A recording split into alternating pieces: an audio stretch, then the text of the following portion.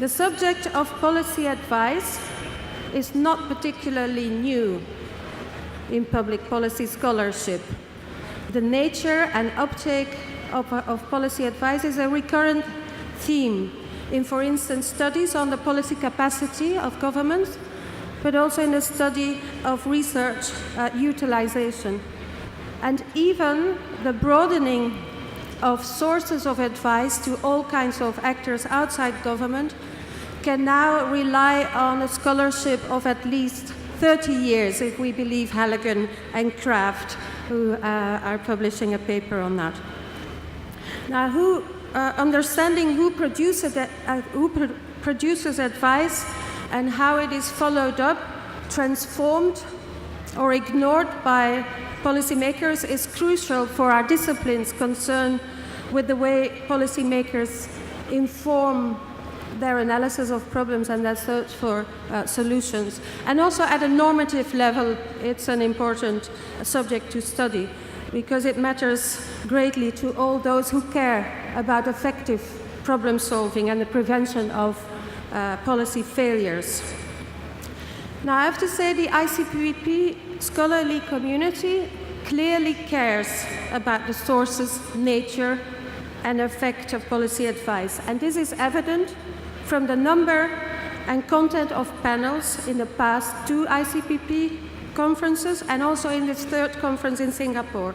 Several panels have focused on policy advice by individual actors in and outside government. So there have been panels on advice produced by think tanks, by NGOs, by management consultancies, parliamentary committees, all kinds of knowledge experts and citizens. And the research presented here at ICPP and also in the previous versions focuses much on who single policy advisors are and what the content is of their advice and what the effect is of their advice.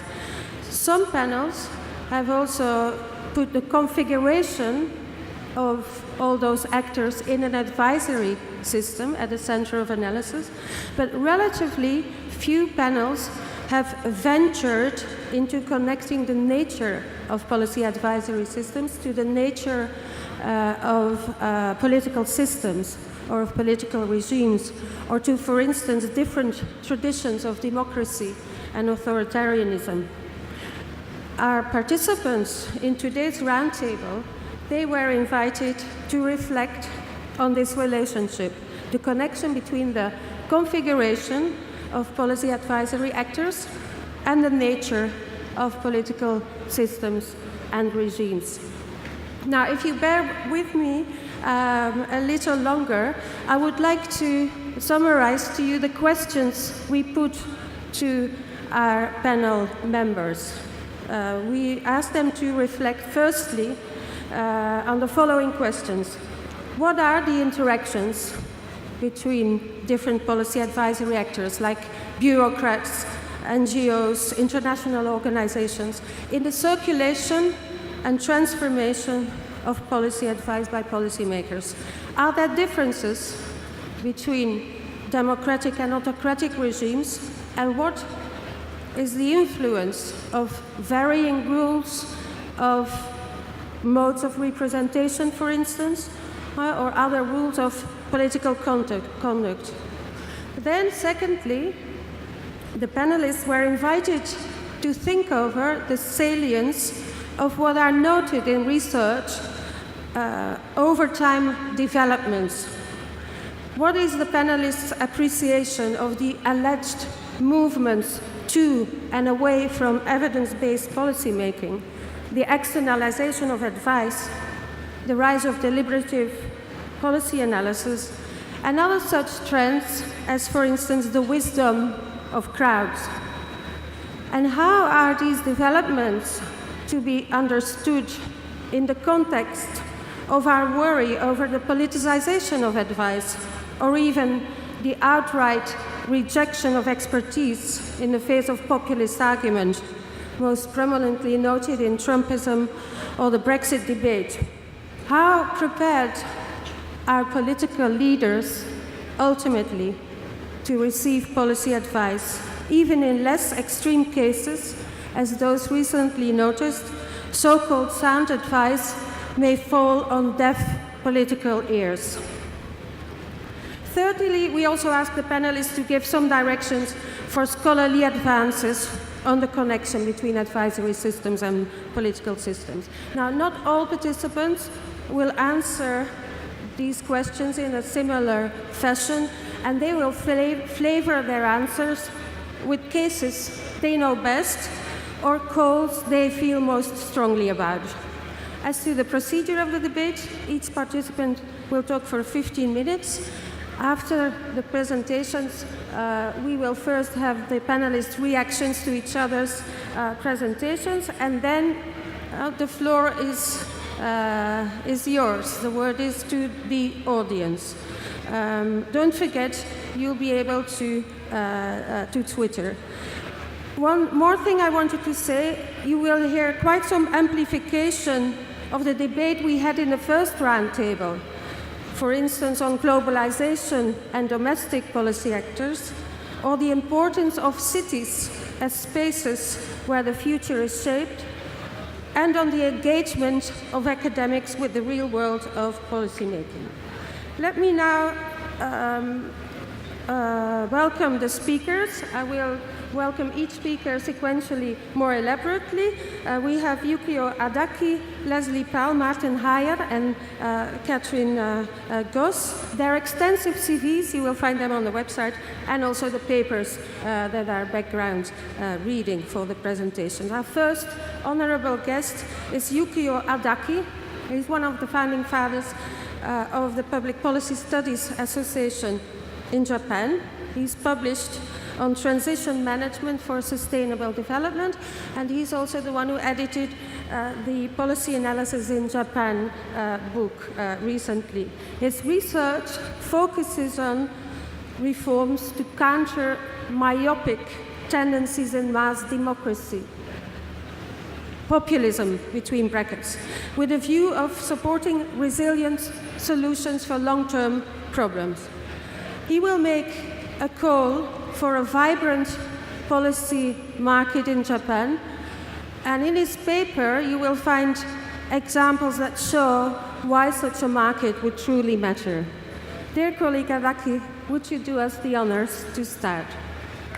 The theme of my presentation is a vital need for a material policy market. And firstly, what I think about policy advice and policy advisor system, just a few words. The definition of policy advice has been, recently expanded, so that it now encompasses a broader suite of techniques and activities implemented on various stages in the policy process. And as a result, policy advisor systems are now understood to transcend the traditional boundaries of internal government expertise and knowledge utilization activities. These systems comprise, of course, an interlocking set of actors that have a unique configuration, and these actors provide policymakers with information, knowledge, and recommendations. And policy advisory system consistently consists of two categories of policy advisors, internal and external. I don't have to explain about these, okay? And each country, I have to emphasize that each country has its own advisor system. The configuration of policy advisors inside and outside governments varies between each nation. Policy advisory system in the Westminster family, they are normally characterized by the interactive or synergistic effects of multiple actors striving to affect government decisions and policy outcomes. This is a result of the government's well, studiously seeking quality advice from a variety of sources in almost every instance of decision-making. Thus, it may not be an exaggeration to say that in these countries, mature policy market, well, comparable to that of the United States, has been somehow successfully established already. And the similar change in policy advisor systems is alleged to have occurred in a great number of advanced democracies, and thus, as a result, long-established advisor systems, well, have thus become increasingly polycentric.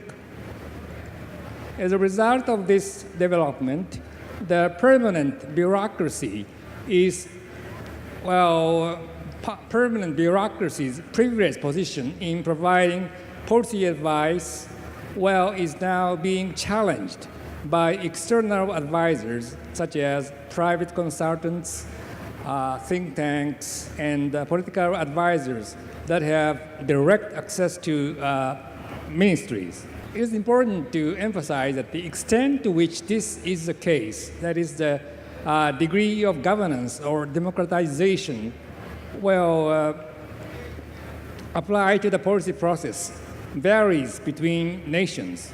The aim of my presentation is, well, to examine the Japanese policy advisor system with comparative perspective in mind, okay? Well, firstly about bureaucracy.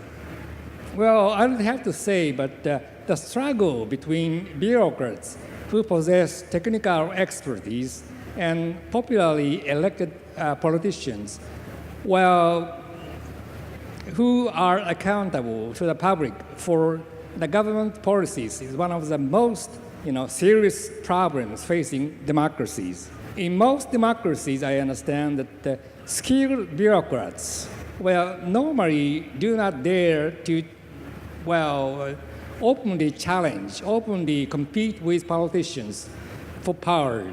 They are, cunning enough, well, to pay lip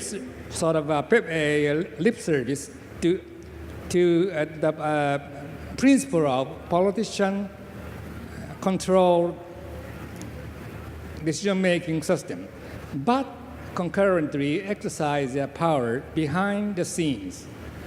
This exact situation exists in Japan, probably more so than in any other advanced democracies. In Japan, central government bureaucrats, well, are still by far the most powerful and influential policy advisors for the government and ruling party, Liberal Democratic Party. Their power, I think, largely derives from the huge information gap between politicians on the one hand and the bureaucrats on the other. Although politicians are able and institutionally expected to gather relevant and critical information with the assistance of the professional staff of legislative supporting agencies, a great majority of politicians, especially lawmakers from the ruling parties, rarely do so. A great majority of bills in Japan, well, maybe almost 90%, introduced and adopted in the parliament are cabinet bills drafted substantially by bureaucrats. That is, relevant ministries, policy units. And there is a very limited number of,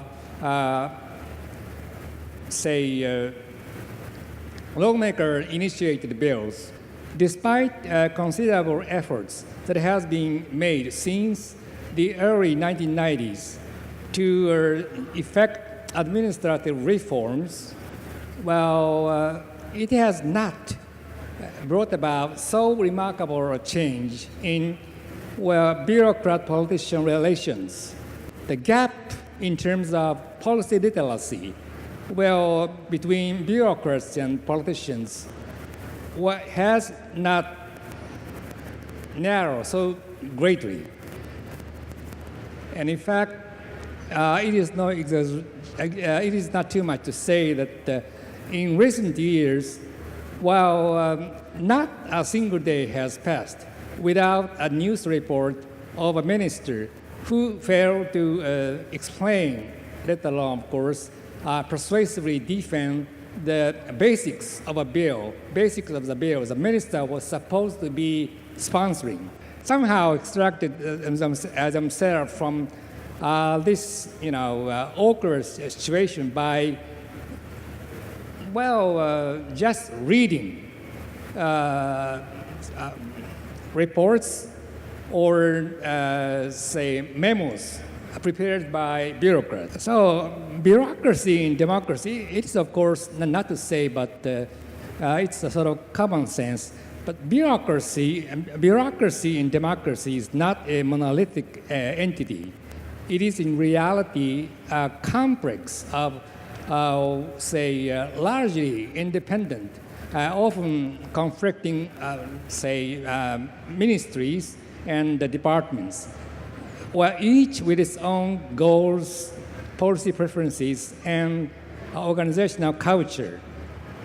It naturally follows that the stronger the autonomy of ministries and departments becomes, and the stronger bureaucrats' incentive to give a top priority to the interests of the organizations of the units they belong to, the more efficient, the more difficult it becomes for cross-ministerial and cross-departmental organizations or working groups that has been established by the government to address wicked type of problems to function smoothly.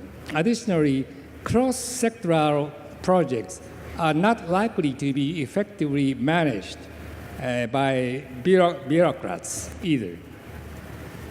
So a great majority of Japanese bureaucrats, it is also very important to emphasize here that a great majority of Japanese bureaucrats are not regularly engaged in analyzing and formulating policies and drafting bills, are not, adequately trained in the theories, skills, thinking modes, and ethics required of policy professionals. Even now, the primary source of bureaucrats' influence or power, is on the policy process. Bureaucrats on the policy process is not their capacity to perform quality, high-level policy analysis and evaluations, but their expertise, a kind of expertise in resolving conflicts between major political actors concerning values and interests. Further, as a result of the secretariat functions they provide, bureaucrats regularly lead discussions in, councils and ad hoc commissions. Secondary, ministry-affiliated in-house research institutes. We have more than 12, we have 12 such institutes, and they undoubtedly made important contribution to enhancing the research and development capacities of central government bureaucrats. And these institutes provide bureaucrats with an opportunity to engage in normally 2-year policy researches, and thereby encouraging them to establish a kind of network with outside experts, scholars and experts. While in-house research institutes could potentially be expected to function as hubs for policy professionals and stakeholders from a variety of sectors and organizations. Problem is that a great majority of directors of such in-house research institute rarely identify policy formulation and advice as constituting their, indispensable part of their missions. Shortly about council. A council, here I mean a formal council.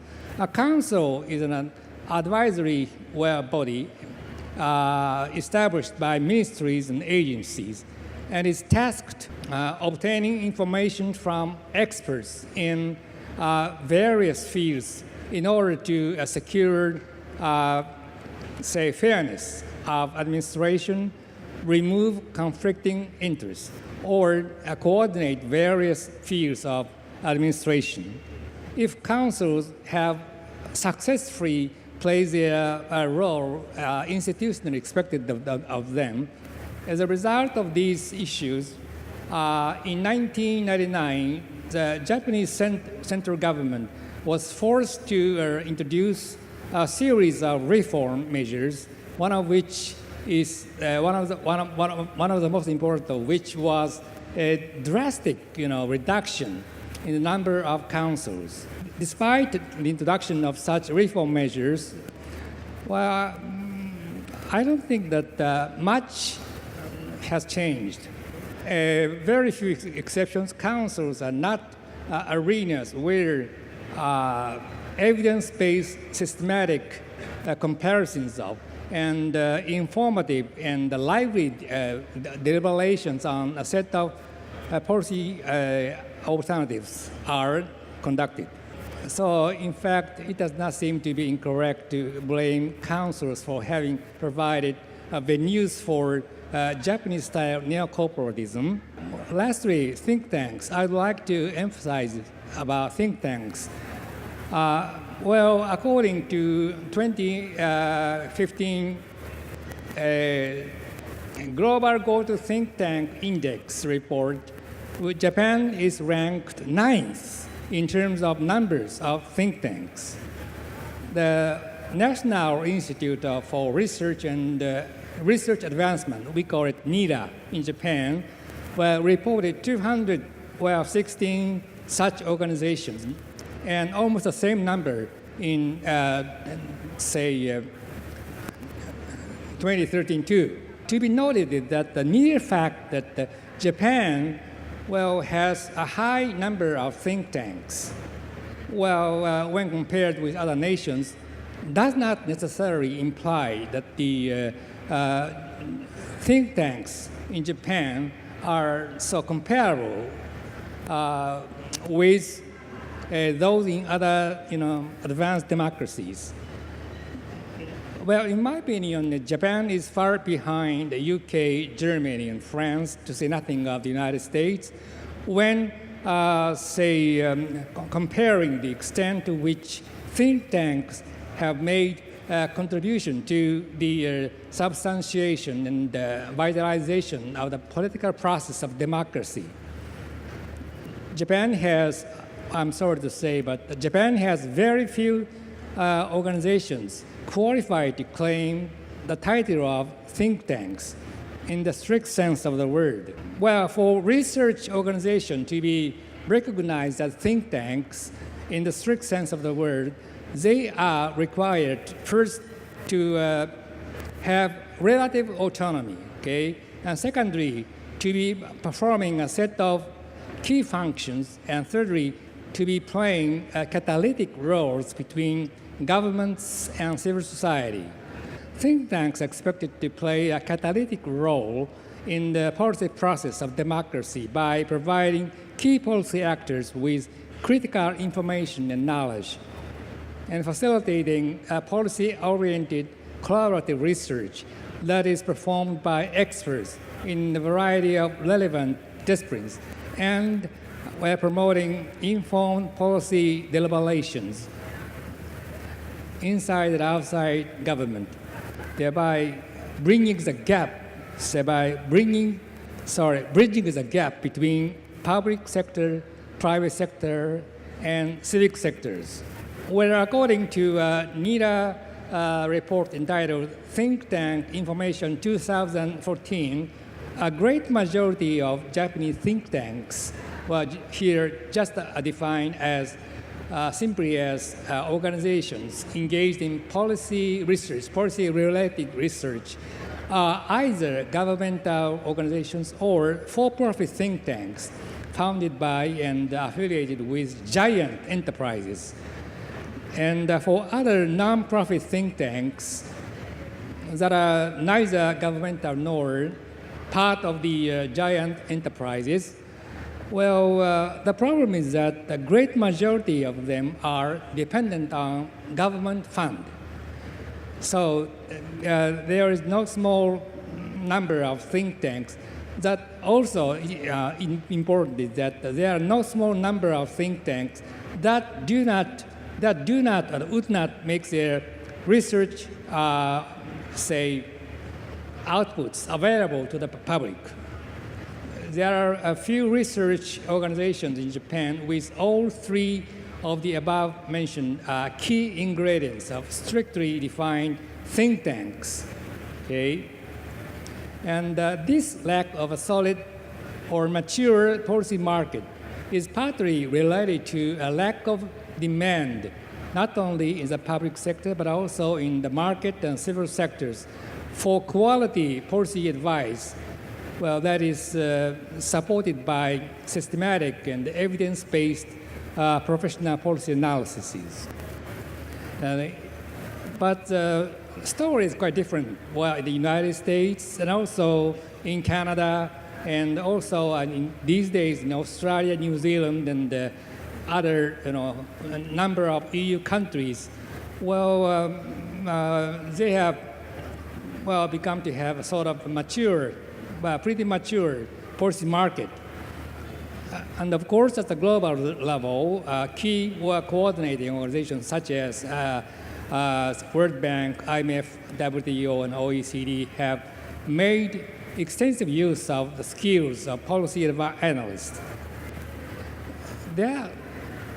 But there still remain quite a few nations where this is not the case, including Japan. Many years have passed since the social significance of policy analysis and policy studies in general have been widely acknowledged. And also many public policy programs started since then. But after all these years, however, most public policy programs are still struggling, sorry to say, but still struggling to attract intellectual and public-minded candidates. And also, surprisingly, few graduates are trained in policy analysis and policy studies, policy theories, can find a job in a relevant, policy-related field. And there are very few independent think tanks that are, sufficiently prosperous to employ professional policy analysts. Well, we have very few. Even governments of various levels have not attached that much weight to the knowledge and skills in policy analysis, either when hiring or promoting their employees. So the application or the application or use of policy analysis has also been quite limited.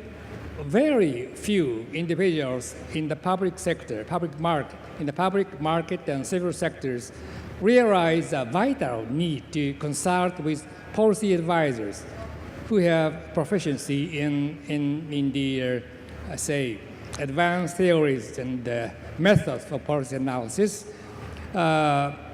when they are to select and adopt a general stance on policy issues. And politicians and political parties are no exception to this. Japan lacks a mature policy market, and herein lies one of the most serious challenges facing the policy advisor system in Japan. And in the last part of my discussion paper, I introduced some of the most important policy problems that have been caused or that have been avoided to be so prolonged or so aggravated if we had a material policy market. And so I don't have time now to introduce these, this section. So please read my discussion paper if you have time. Okay? My remarks are going to be based on research that I have conducted over, I guess, the last 5 or 6 years, a little bit longer, as Marlene was saying, principally on the OECD, but to some extent on more recently on the World Bank and the European Union on governance issues, and in the last few years trying to explore questions of best practice and where that comes from, best practice in governance. And one of the key sources in best practice, put in quotation marks, is international organizations. And I'm about to launch a new project over the next few years looking specifically at global policy advisory systems. So, 3 sections to my remarks. The first section, I'll talk a little bit about global policy advisory systems and what I think they are, but don't worry, I'm not going to go into a tedious series of definitions. The second section will be to try to answer one of the questions that Marlene posed to the panel, which was the configuration of actors and the market between democratic and autocratic regimes for policy advice. And the third one will be to think a little bit about what the global trends might imply or what kind of impact they might have, the ones that she was citing, the rise of populism, etc., for global policy advisory systems. So, and some of my remarks will obviously have connections to the very first plenary we had that was chaired by Diane Stone on globalization and global public policy. So there will be some overlaps with that. So first of all, global policy advisory systems. I could go into definitions, but you're all aware of terminology and concepts that pick up to one extent or another on what that implies. Epistemic communities is one, international organizations, transnational administration. Again, Diane Stone and others have worked extensively in trying to connect the dots on a range of different mechanisms and actors that are operating at the global level that have an impact on how we think about and how we do public policy. There's a very simple insight. I'm not going to go any further in this. There's a very simple insight that contemporary policy debates and policy advice and policy information flows through systems that combine both domestic governments, non-governmental actors, foundations, think tanks, etc., as well as their international counterparts and international organizations. And I do emphasize the notion of systems here. I think much of the literature on advisory systems has tended to focus on the domestic level, and that's why I think having some emphasis on the global is important. But to the extent that there has been attention on the global level where policy advice and information and research is generated at that level, the tendency has been, to a large extent, not exclusively, to look at single actors. So we look at foundations, we look at think tanks, we look at international organizations like the World Bank and the OECD.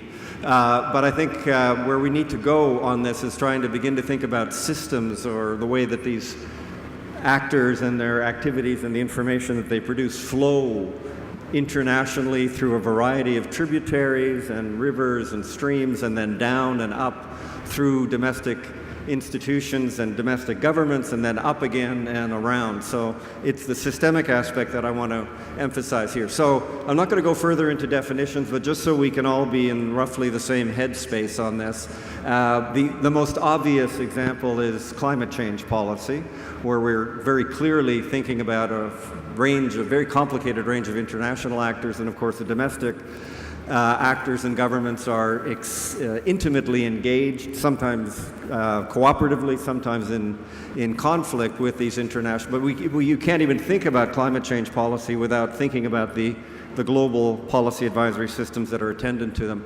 Another one that I'll touch on again in a moment is anti-bribery. Governments around the world are working on anti-bribery and corruption issues, and they do this at the global level and interact, and of course it has to be implemented and hit the ground on the domestic level. Gender equality in public life, I'll come back to that as a brief example in a moment, but gender equality as a global agenda, policy agenda, is something that is being pursued by international organizations, obviously a host of NGOs, and they interact with and pressure and lobby and nudge and force domestic governments toward a goal of greater gender equality. Again, we can't even conceive of that agenda, that policy agenda, without thinking about the range of actors, both domestic and international. Migration would be another one. So just keep those kind of broad examples in mind. So, as I said, I'm not going to make a big, long argument about global policy advisory systems. Let me throw out three, sound like our esteemed Dean Kishore, three ideas about global policy advisory systems and how they function. First idea, and it's an observation as well based on the work I was doing with the OECD, is that it's not always conflictual between domestic actors, domestic governments, and global policy advisory systems or actors. Sometimes, if we think of domestic governments as fragmented and having different constituencies and interests and within them, sometimes they can draw upon and use international organizations and international ideas and policy advice to fight their battles. So, example, Brazil and the OECD issued a report on human resource management for the government of Brazil, federal government of Brazil, in 2014, I believe it was. And that report was generated in large part in cooperation with factions within the Brazilian government that wanted to break the paralysis and sclerosis of Brazilian public administration. And they were able to use the international system of policy advice to justify and legitimate their own internecine battles within the Brazilian government. Second idea, the rhythms and pace of policy formation and policy advice at the international level is different than that at the domestic level. My observation is that international organizations are in the long game. They don't have the pressures of electoral cycles, so they can begin small. They can begin with what looks like banal, innocuous recommendations, suggestions, research, and chip away and chip away and chip away, because they know they'll be there 10 years from now or 15 years from now or 20 years from now, and governments come and go. So I think it's worth thinking about the different rhythms and how they combine and interact in thinking about how policy advice flows through the various levels. A third observation, what is actually produced through these systems? I think our first instinct is to think that what's produced is, advice, but advice in what form? Often research and data and empirical analysis, and of course that's quite important. But I would suggest two other contributions that are as strategic, if not more so, than just straight raw data. Concepts and meaning. Back to the example of gender equality in public life, which is a recommendation that's been issued by the OECD in December of 2015. What does gender equality in public life mean? It could mean something very minimalist, or it could mean something extraordinarily broad in terms of, for example, appointments to Supreme Courts, to auditing institutions, to quotas within political parties and legislatures, and reviews and publications and statistics. So how one defines the notion of gender equality and what its meaning is becomes quite strategic. A second kind of contribution that goes beyond evidence that comes, I think, from these global policy advisory systems is rankings and comparative metrics. I've done some work on governance indicators, and many of you have as well, and it's a booming industry. I think there's a new metric of policy assessment or policy comparison that comes out almost every day. And these are not innocent. They have a methodological set of assumptions behind them, but they also generate context for policy competition, competitive policy activity, and also become the basis often for policy initiatives undertaken by international organizations. So governance rankings like the World Governance Rankings, Transparency International, these are data-based and they're evidence-based, but they're also a different kind of product that feeds into the policy analytic process. So that's general point number one. Global policy advisory systems, what do they look like, and what are some of the things they do? The second invitation that we had from our chair was to one of them, and one of her questions was the difference between democratic and autocratic regimes in terms of their consumption of policy advice. And of course, for me, I was thinking more in terms of global policy advisory systems. Now, one way to think about this is in terms of supply and demand, and we would expect that democratic regimes will be high on both. They will have a high supply of policy advice, of information, data analysis, and they'll also have a high demand. While autocratic regimes, however we define those, would tend to have low supply and low demand. I'm just going to focus on the autocratic regimes for a moment and argue that we could make a distinction between there's a spectrum between autocratic regimes that are essentially, demented kleptocrats like Mugabe, to enlightened despots such as the I won't name any names. So enlightened despots. So the former, in other words, the demented kleptocrats, are not necessarily going to be interested in policy advice. But what about what I would call functional autocracies? These are regimes that are non-democratic, but they're not brutal gulags. Their rulers are actually interested in remaining in power, in suppressing dissent to a certain extent, but their pathway to stability is through some level of economic growth and material prosperity, some acceptable level of public services.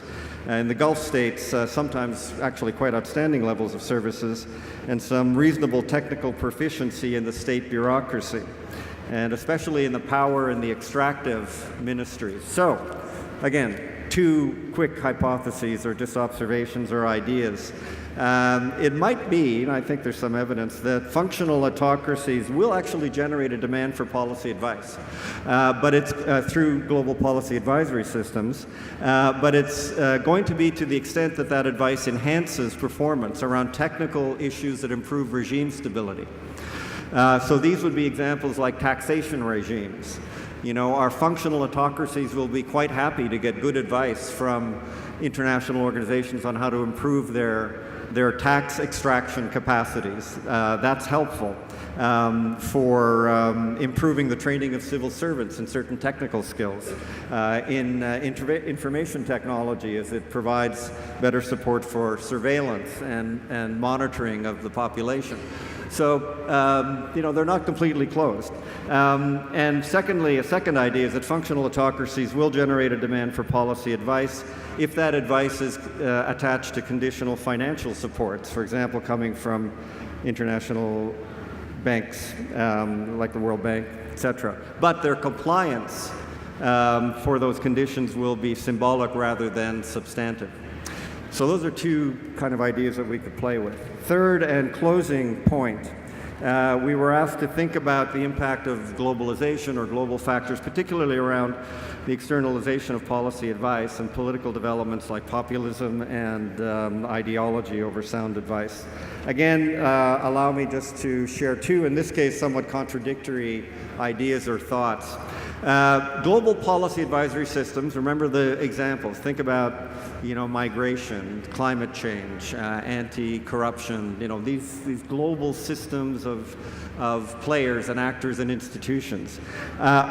One hypothesis would be that under these conditions of populism, of skepticism, of we've had enough of experts, to quote Michael Grove again, they will be increasingly attacked. These global policy advisory systems will be attacked as examples of global elites forcing domestic policy, so around environmental issues, etc. So I think global policy advisory systems have a triple liability in the face of populism. One is that they consist of experts, and part of the populist critique is of elite policymaking. Second, in addition to experts, global policy advisory systems also engage advocates that are in the NGO sector and foundations that are driven more by normative considerations. And sometimes the boundary between expertise and advocacy is difficult to draw. For example, an organization like Transparency International is both a research producer but also is clearly an advocacy organization. And I think populist displeasure with elites might be particularly amplified if those elites present themselves as both advocates, but advocates based on their expertise, mixing them together.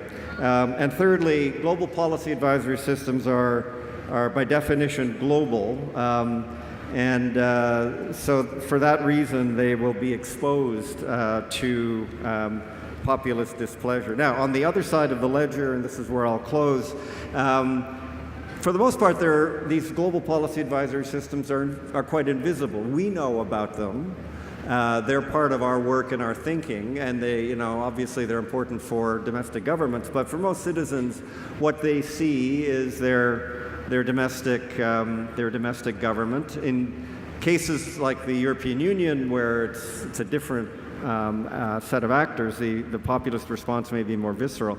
But to the extent that global policy advisory systems are expert-driven and are about policy advice and the generation of research advice, etc., they might still continue to flourish in the shadow. So this is an alternative hypothesis.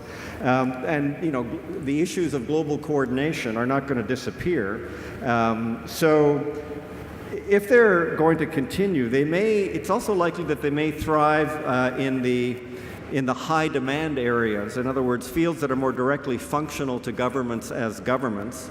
In other words, to try to avoid the taint of global elitism, domestic governments may draw on policy advisory systems in more narrow areas of expertise, things like cybersecurity, global financial coordination, tax avoidance, and others. So we may actually see this is just an idea, something for you to chat about it over drinks. It may very well be the global advisory systems will continue to be important, but they'll be less influential in soft areas of policy advice, in areas that are visible to publics and that have the appearance of forcing them to do things, but actually strengthening their role in hard policy fields that may enhance the functionality of governments. Thank you.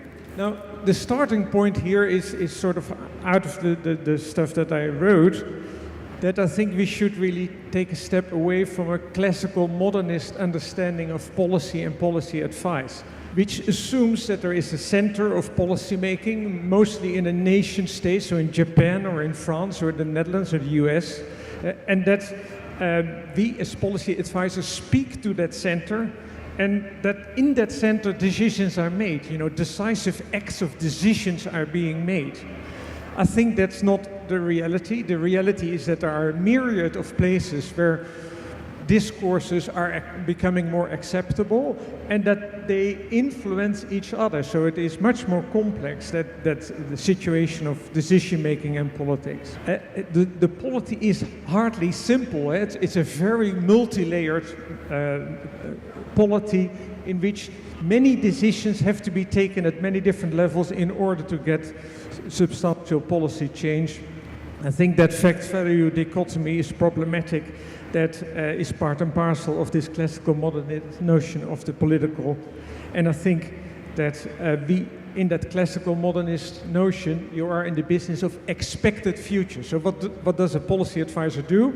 Say, sir, can you tell me what I expect if I do this? So it is often very numerical, cost-benefit analysis. That's a technique that is very much en vogue in policy-making worlds. Now, in my thinking, I'm confined to the sustainability issues. I'm not discussing health, or I'm not discussing economic performance, but if that's your field, perhaps still meaningful for your practice. But what I say pertains to this particular field, and it's very interesting to see how that evolved, that field, because that sort of is relatively recent that became institutionalized. So 1972. That was the year of the environment, and it was the year of the Stockholm Conference. And so very typically you saw that they tried to create a polity. That were these global conferences, and that is where policy advice was being spoken to. And so recently, I before 2015, I said, well, that era is over. But now the interesting fact is, of course, that suddenly in Paris, the vitality of that global polity was suddenly back on the stage. So we had indeed an agreement by these nation leaders, and it suggests therefore that my whole idea of a void was wrong. However, I think that's actually not the case. And many people, in particular sort of progressivists in the academy, then refer also to the Sustainable Development Goals, again showing that there is a new consensus on this. But I think that's not true. It is an attempt to create a consensus, but it's a very fragile one, and our analysis should be much more about how these goals are either indeed performed or are not performed. Now, I just coined the word perform, and I meant that to signal that whatever you do in terms of policy advice, in a particular practice, that you do that work. And by analyzing the particular institutional forms through which you do that, you can make sense of the effect and the act that is actually taking place. In that old environmental world, it was a world of conferences and the IPCC and these sort of formalized practices of science advice. But actually, I think that one of the words that I would like to bring into the debate is that we should think much more about the consequences of the mediatized politics at the moment, if you want to understand policy advice. Why is that? Because in this mediatized polity, you need different repertoires of action. You have to act very differently. So look at the photos and take the images seriously. So here is Sir Nicholas Stern, formerly of the World Bank. That's always added when he appears somewhere. And he said that climate change was actually a market failure. So he applied cost-benefit analysis, the language of the core of the economy, to this particular issue, and that did something to the legitimacy of that statement. And because that was so successful, the people in the biodiversity crowd thought, we need to do that too. We also need a former banker, and they adopted Pavan Sukhdev, who again, with a very atypical approach, and not sort of the NGO, I'm sort of crying about the environment approach, but a business type of approach. They performed, as it were, this whole advice, and again, with an economic logic, they said it makes sense to not cut down the mangrove forest. Now here's another take. This is Johan Rockström. He's a colleague of ours. He's an academic, but he blurs the genre of being an academic with that of a pop star, right? He performs on the stage as a pop star, and he plays the world of rhetoric very well. So, for instance, in the news today is we only have 3 years left to do something about climate change. That's a language that he invented. And one of the things that I found in my work as a policy advisor, that diagram that you see on the top right, the planetary boundaries, forget it. That the sort of fundamental science makes it to the policymakers. It doesn't. They don't get it. But that diagram does. So by inventing that diagram, he did something to the policy-making world, and I think contributed to a successful treaty. Very interesting, though, that this woman that nobody knows, Kate Raworth, who wrote A Donut Economics, but before that, he was actually on a global scale much more influential. She came from an NGO background, and what she did, she added to that planetary boundaries the idea that it also should be about poverty and about gender issues. And the interesting thing was that Rockström only spoke to the Western world, but this diagram that she created was actually the basis of the negotiation with the Global South. So in terms of influence, she, not being an academic, was far more influential in channeling knowledge to policymaker than the Johan Rockström Resilience Institute. Now, a point that Marleen already announced that I think is important, that in these polities they are so ephemeral, so being formed on the place, you also need to think about where these agents of change are. And I think that notion of coalition formation still helps a lot, but that is just a much more broad set of agents of change. I give you two images as an example. These are two images of a, almost you could say, a circus. It's called the Urban Age, where academics come together. It's led by the LSE. But it is together with business. So the academy, as policy advisors, you could say, organizes a dialogue with politics and business, and in a very different setting. And that setting speaks to, I think, what can be meaningfully done with policy making. So the old idea that a policy advice is always a report that you hand with a summary for policymakers to a policymaker, that's just not what is the reality. These meetings are influential because that's where the discourse about the future of the city and sustainability are shaped. So now, what's the role then for a critical policy analysis? Now, I think it is a self-critical role, first of all. So this was what I did for 7 years. I handed over 120 reports to people in power. So this is Achim Steiner on the right. And then the idea is, of course, policy advice. You hand over a report. That report costs 1.5 million euros in FTE wages, right? And you hand it over, and of course the policymaker then rushes off to a flight and leaves the report with the assistant. And I was frustrated by that approach. And what I want to finish with is an attempt to do it differently. I mean, this was a backcast study, and what I did in the last 2 years, so after completing my term, I organized in a biennial, which is so an architectural cultural space, a performance of policy advice. And the crucial thing about the performance was that I wanted people to experience knowledge, and I wanted them to experience together seeing a future. So it was about a 2-degree target, and if you want to look at it, it is a 13-minute animation of how the North Sea becomes the basis of the countries around the North Sea reaching the 2-degree target by recreating the North Sea into a place, the Dubai of Europe, we called it, where we harvest wind power. And we do that by installing 25,000 10-megawatt windmills on the Dogger Bank. And so this was a report.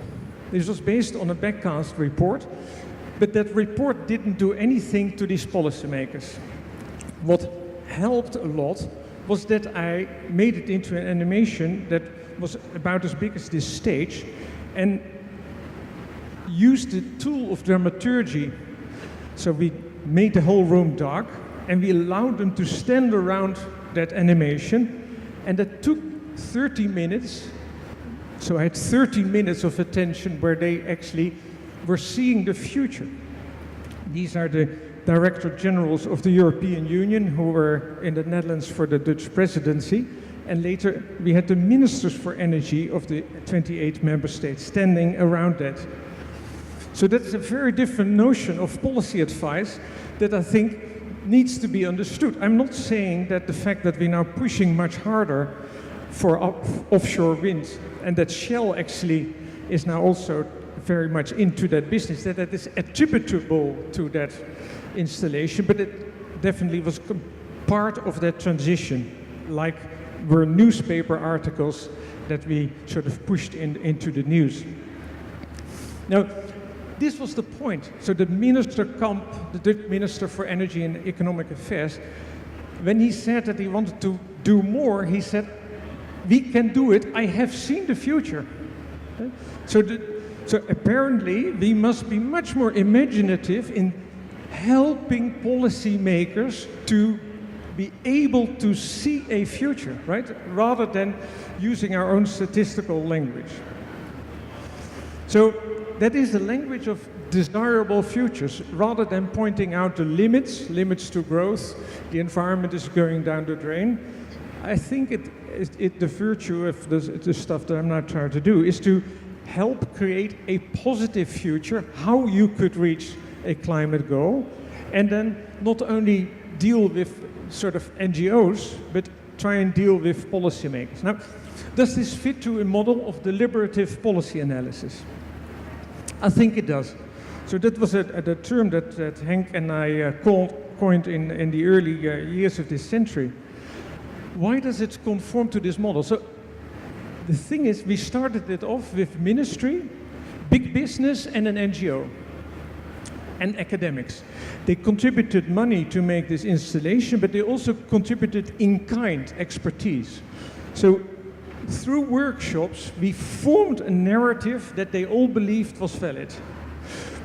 But as Ben Barber said in Strong Democracy, if that is having a negative effect on people that are not present, you need to bring them onto the table. So that's what we did.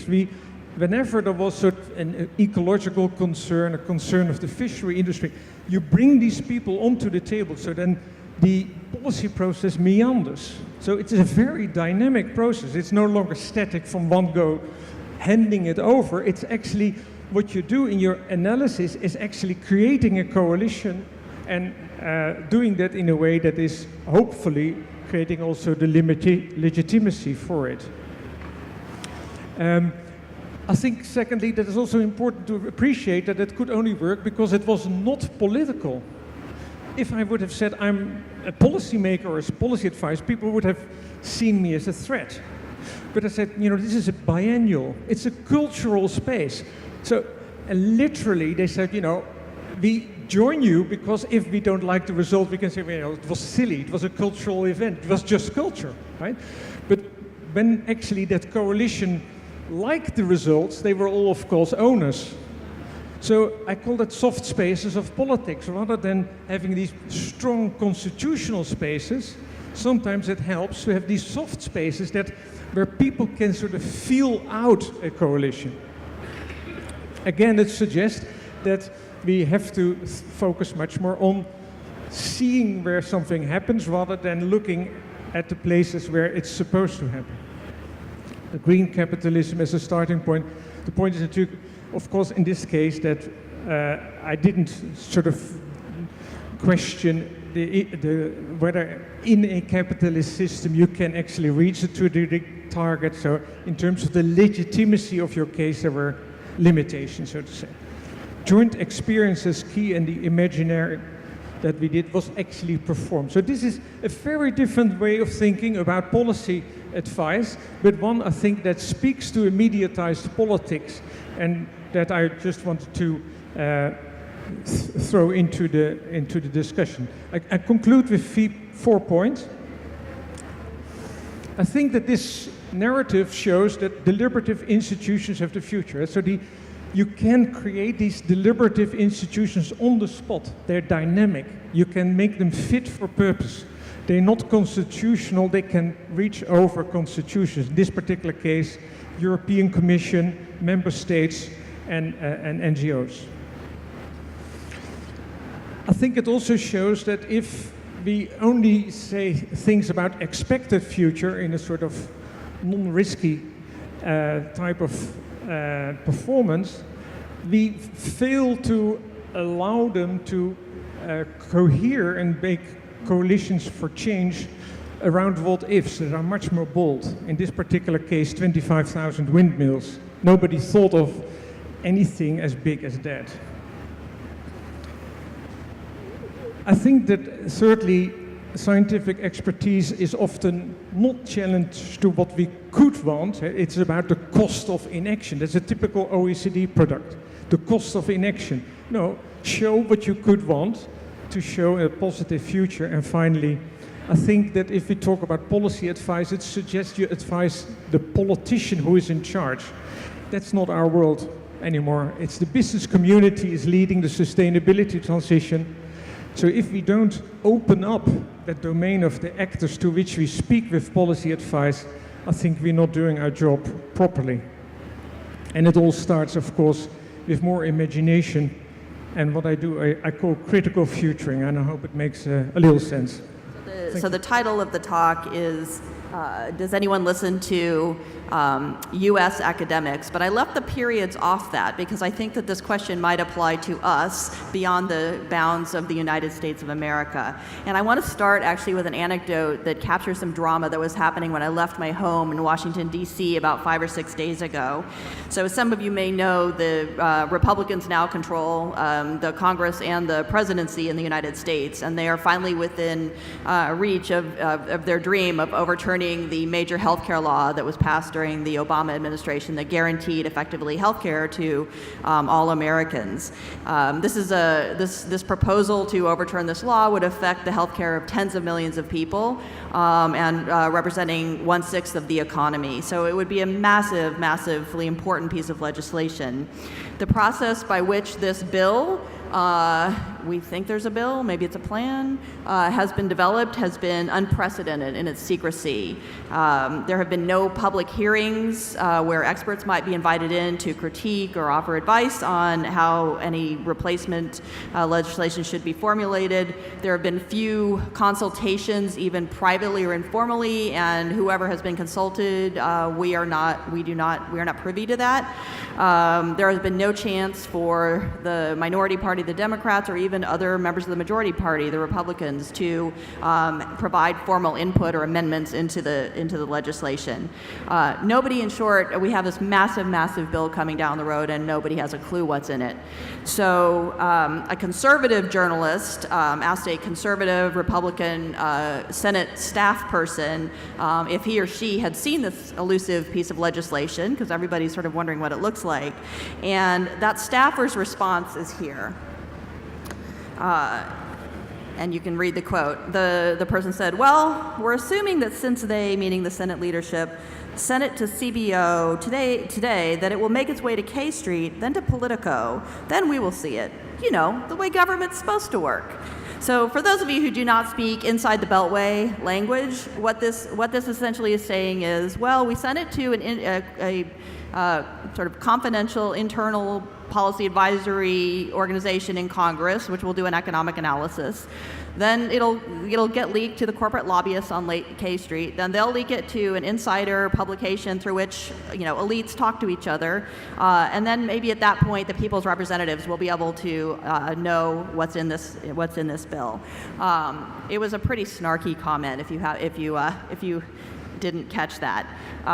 But it also really, the quote really to me encapsulates that even conservatives in the majority party, conservative insiders, policy insiders in the majority party think that the process has become out of whack, has become insular, closed, elitist, and not welcoming of good policy evidence and advice. Now, 'twas not always so in America. Those of you who know anything about sort of theories of pluralism or whatnot may remember that mid-century America and actually for a lot of the 20th century was rightly or wrongly celebrated as kind of a sort of model of how an inclusive democracy, with some major exceptions, might operate. So we had mass membership organizations that were linking everyday people in face-to-face discussions to all levels of their government, local, state, and national. We had a flowering of what Putnam calls social capital networks and other sort of formal organizations that were teaching people civic skills and how to engage and have their preferences and voices heard in government. We had massive social movements in the 1950s, 60s, and 70s that not only profoundly changed and opened up American politics for many disadvantaged groups, but also bequeathed a whole series of organizations, of interest groups that represented consumer interests and public interests and identity group interests in the halls of Congress and in state capitals. Today, that system where groups begat groups and many people were represented really doesn't look the same. So there's been quite a bit of work done on how the sort of, I guess you would call it the external policy advisory system, the interest group system in America, has become much more top-down, professionalized, elite-led, much less inclusive of everyday people. and politics itself has become much more dominated by wealthy donors, big money, and members of Congress who stay in their jobs forever. So, and Americans have noticed this. So, if you look at polling, you'll see huge majorities of people feel that they are not connected to their government, that it's too controlled by big business, big money, elite interest groups. And in fact, they're right. So recent research by Marty Gillens and Med Page has shown that when Congress is considering legislation where elite interest, wealthy people's preferences might differ from those of middle class or less well-off people, Congress will pass legislation that favors elite interests.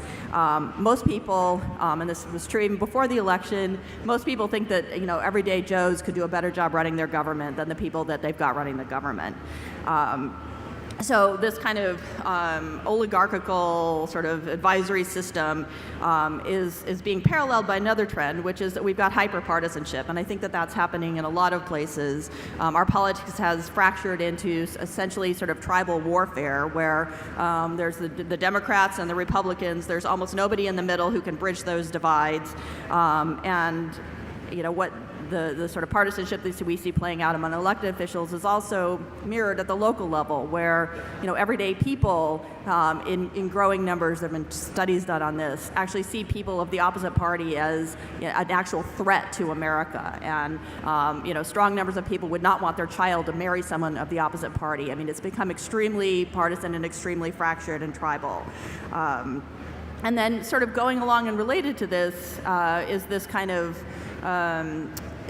sort of the discarding and even discrediting of scientific evidence, research, and other sorts of sort of the work that we do.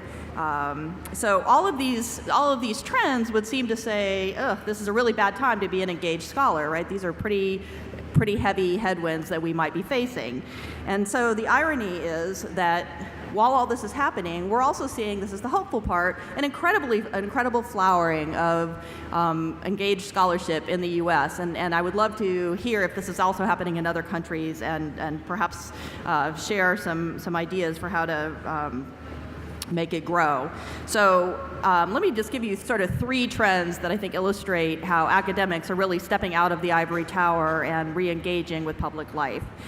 So first, philanthropy is very important. Big donors are very important in the U.S., as many of you know, and several of them have really sought to elevate the voices of academics. So the W.T. Grant Foundation focuses a lot on children, disadvantaged children and disadvantaged families, and they became very concerned that all this great work was being done on how to improve child welfare, but it was never getting into legislative debates or the media. And so they actually started a grant-making program, and they now produce reports and give grants for people to sort of help improve the system, the sort of research, evidence to policy-making pipeline, particularly in the area of family policy.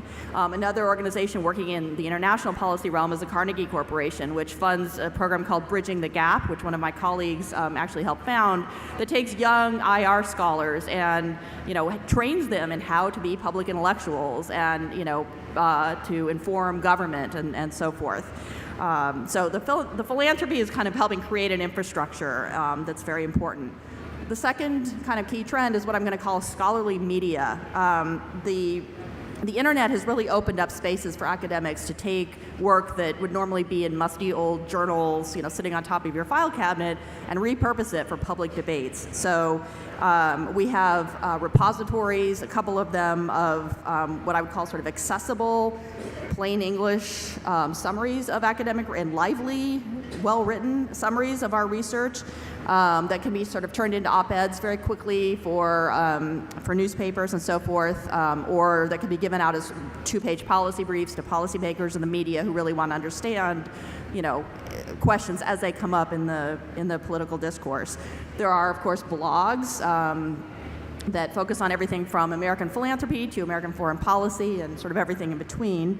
And increasingly, we're seeing these blogs being sort of the political scientists who run these blogs teaming up with mainstream publications like the Washington Post and the New York Times, and having a space on those media websites to sort of feed the public debate through the eyes of scholars. So if you haven't read any of these, I would highly recommend that one is called The Monkey Cage, that's associated with the Washington Post. The Upshot is associated with the New York Times, and something called Mischiefs of Faction is associated with Vox, which does sort of policy-relevant news reporting.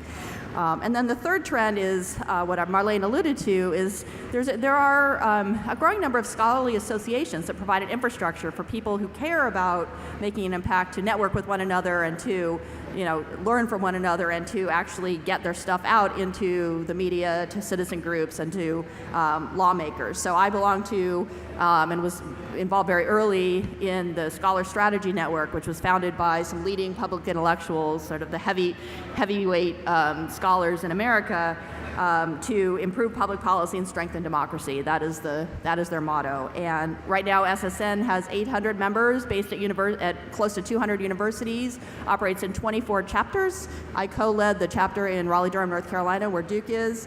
It's been around for about 6 years, and it's growing really fast, and is doing really creative, providing sort of a staff infrastructure for getting our work into op-eds, for getting us to meet policymakers, network with people, so that we become part of this kind of flows that my colleagues were discussing. So there's a lot of promise, there's a lot of space, there's a lot of energy behind this, I would say, but there are certainly some challenges, and this probably will feel familiar to many of you. So one is that our faculty incentive structures, at least in the elite universities in the US, don't necessarily reward this kind of work.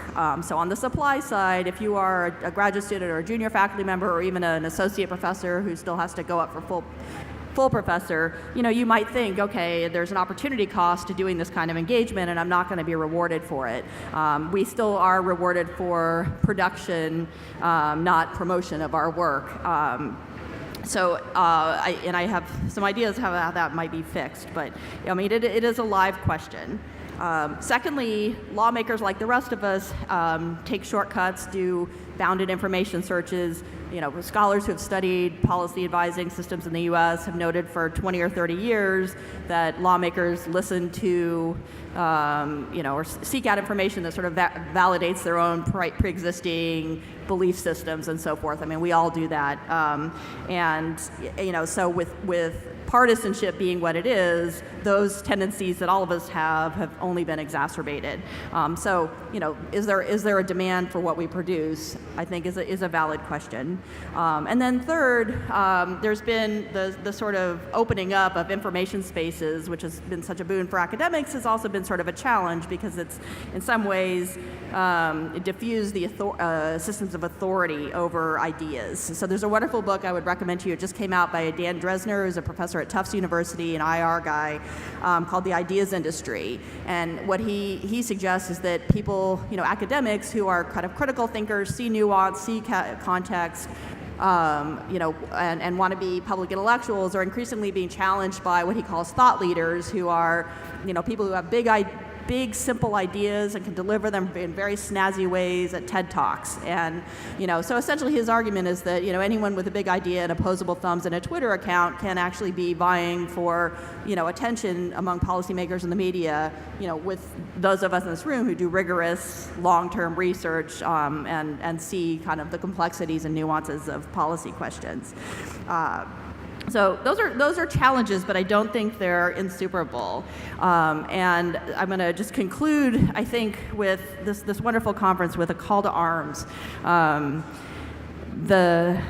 are in difficult times, and those of us in this room and our colleagues at our home institutions have special skills and habits of mind and values that are in short supply and in great demand, I think, in today's times. At our best, we believe in critical inquiry, in the free flow of ideas, in inclusivity, in civil discourse, in consensus-based decision-making. We believe in rigor, in evidence, and I think I don't think it's too strong to say that we really actually have a moral calling to inject these values and these habits and these skills into our public discourse.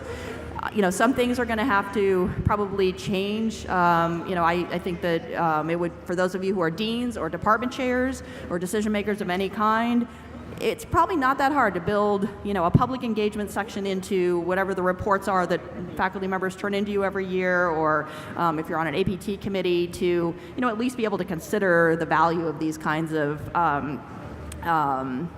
these kinds of efforts that younger scholars in particular might be making. It's really, my colleague and I were talking earlier, and she pointed out that we're trying to change university cultures and keep universities relevant and cutting edge and diverse and inclusive. And this is one way that we can do that, to make universities as relevant as they need to be in a time when institutions are being discredited and not given the deference that they once were. So I think I will end there, but it's been a wonderful conference, and it's been so lovely to meet so many new friends. So thank you. I have a question not for any particular member of the panel, but more in general. I'm just wondering, is the only way for researchers, academics to have impact then to become advocates? No. You can become an advocate for your scholarship. You don't need to become an advocate for, a political party or a campaign or a candidate. But I think being an advocate for good evidence is really important. I work in the field of gun politics, and there was probably the most influential piece of research in this field is a study that went by had a snazzy title, More Guns, Less Crime. It came out probably 15, 20 years ago. It argued that the more you allowed people to carry concealed weapons in public, that would have a deterrent effect and there would be less crime. Every study done since then has cast doubt on those findings, including 2 studies that are just coming out now. But the person who wrote that book was a really strong advocate for that point of view, and it had a political constituency to carry it. And as a result, we in the United States are actively about to make it easier for people to carry guns across state lines without any training. So I think there's a difference between being an advocate in a political sense and being an advocate for good research. The language of advocate has a bit negative connotation, I suppose, here, and especially with the honest broker sort of book in the background. What I tried to say was not academic as an advocate. It was much more about transdisciplinary research, where you say, well, in this particular field, it can be meaningful as an academic to try and help create a coalition based on solid evidence and knowledge that is available. And it was much more a critique of the sort of routine type of communication that I think is not working. But advocate, in particular, that idea of Pielke, of a stealth issue advocate, that you also hide it. Yeah, that's negative. I hope that this transdisciplinary research, which is becoming transition research and so forth, that is a meaningful evolution of what Harold Lesfield wanted to do with the policy sciences. I guess I'm a little bit more old school about the distinction between advocacy and research. I just worry about all the good intentions of inspired academics and leaching over into taking stronger advocacy positions, and then consequently, rather than having evidence-based policy, we end up getting policy-based evidence, and I'm a little concerned about that. I don't have any answers for it. I guess I would, if there's a balance between the two, I would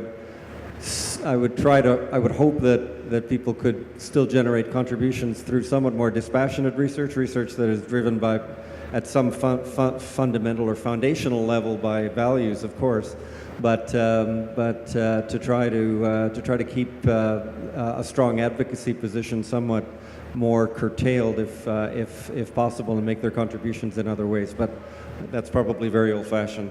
I've got a question about the American situation. If you team up in formats like Monkey Cage or Upshot with Washington Post, New York Times, will science or academic contributions then not be seen as part of the tribal politics and then being ignored by the other tribe, meaning the Republican left-leaning tribe? And a question maybe to Martin. Would your approach work in such a tribalized, polarized political setting as we currently see in the United States? I think the one good thing about these forums is that we can control the message, right? So it's not like a reporter calls you and you talk to them for an hour and then they just pick that one quote and take it out of context and you don't have any control over the message and you look like you're one of the team members or something, right? Because I used to be a reporter, I know how this works.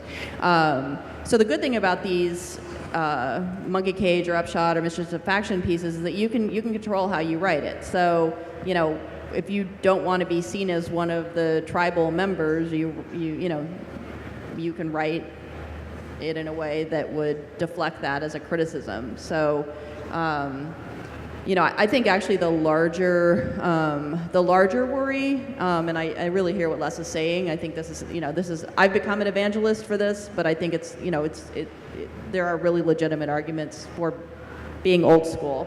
But I think at least in the U.S., everybody assumes that all academics, or certainly all political scientists, are liberal, and that's, in my experience, that's probably pretty true. So in some ways, if they already assume that about you, what is it? Does it really hurt you to put stuff out there that actually can in some ways correct the record and can say, look, I really did this rigorous research with this rigorous statistical tests, and in fact, having more people carrying guns is not going to reduce crime, and so I hear you, but I think they already assume you're part of a tribe, so at least you can control the message this way. I had to think about it now. If we cannot contribute to giving people a perspective on better lives, we are in a vulnerable position. If we only point out why things cannot work, we're co-creating a tribal world. That's why I'm so interested in that idea of why did we lose the capacity to define positive futures? Why do we leave it to corporates that say that smart cities are the future? What sort of nihilistic future is that? Why can't we help produce a more socially inclusive city? Why can't we help further solar PV on roofs so that people have lower energy bills? That's also policy analysis. And then I think there is a meaningful life for us as policy scientists, and it's worth attempting. Of course, it's with all sort of difficulties about ethics, legitimacy, and the like, but I think that is the heritage of Harold Leswell. And not only pointing out that things are wrong, tribal refers back. Why can't we help define future-oriented categories of a better life, right? Or a better system? And in the discussion that we've had, most of the examples have come from science, perhaps economics. Does law fit in the same kind of category? Is that subject to the same kind of trends that you've described of information rejection and problems of that kind? I wonder if any of the panel might want to comment on that. We have a couple of legal blogs in the U.S. that do exactly this. So one is run by a guy named Rick Hasen, who's a law professor at UC Irvine, who's a part of the Scholar Strategy Network and is very engaged on the legal side. He's a law professor in debates over efforts to suppress votes, make it harder for people to vote. And so he weighs in when the Supreme Court has a ruling on almost anything, but certainly on voting-related stuff. He weighs in, he contextualizes it, he places this sort of legal stuff into plain English so that everyday people can understand what's happening. There's another blog that's very active right now looking at some of the questions that are swirling around our president, and it's staffed by legal scholars. So absolutely, the law profession is in the game as well. The first one is the ethics of policy advice. And the second one is democratic accountability of policy advisors who are sometimes officially appointed in those capacities, but in many cases you also have informal policy advisors who are basically friends, lovers, people very close to decision makers. And the issues of ethics of policy advice and democratic accountability are issues that have brought prime ministers to a fall in the past. So any comments on those issues maybe in the current situation? All of the work I've done has been focusing on formal advice and increasingly looking at maybe more informal flows, as I was saying in my remarks. So that would be another category of advisors and that are non-institutional and maybe even at a personal level. I think Ronald Reagan was famously, receiving advice on or making decisions on the basis of astrological advice, channeled to him by his wife. So those fall, to me anyway, outside of the bounds of the kind of analysis that I'm doing. I guess it would be interesting to wonder or think about whether there's an increase in that kind of advice that, and indeed maybe there are some dynamics at play when there's an oversupply of often contradictory expert advice about issues. Then decision makers may reach for trusted advisors who may not be experts in the more conventional sense of the term, but may be closer to them and give them a sense that they can, the information that they're providing is in their interests, whether it's provided on the basis of expertise or not. But you're quite right, the problem with that is that it lacks accountability. So that would be a worrying trend. And again, we've seen a little bit of this dynamic possibly in the American and current presidential administration, where the sources of advice are ones that are not necessarily expert-based but are more highly trusted, but almost by definition then they become less accountable. So if that's a tendency or a trend, I have no idea, but if it were, then it would be worrisome. The British and the Australian systems have research excellence frameworks which have a very strong emphasis on impact and for scholars demonstrating impact. And I'm wondering about the extent to which the desire to have impact, whether it's in policy or in civil society or with the media or with industry, the degree to which that sets up some perverse incentives in the sense of developing research questions and research agendas of those of whom you want to have impact with, and that this could potentially be antithetical to blue skies, radical or critical scholarship.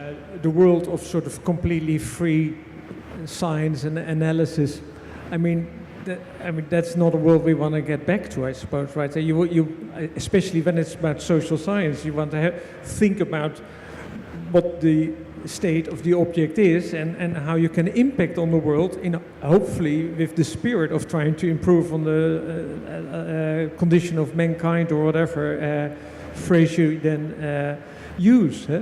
So academics that don't think about the impact of their work, that I think is a bit strange. However, is there enough space I came back to the university, and I think there is plenty of space for academics to do their own stuff, and there is little incentive to step out of the routine of the peer-reviewed impact type measurement, and that's, I think, really sad. The room will soon be filling up, and people cheering and celebrating the end of this conference. I'd like to ask you very warm applause for our panelists.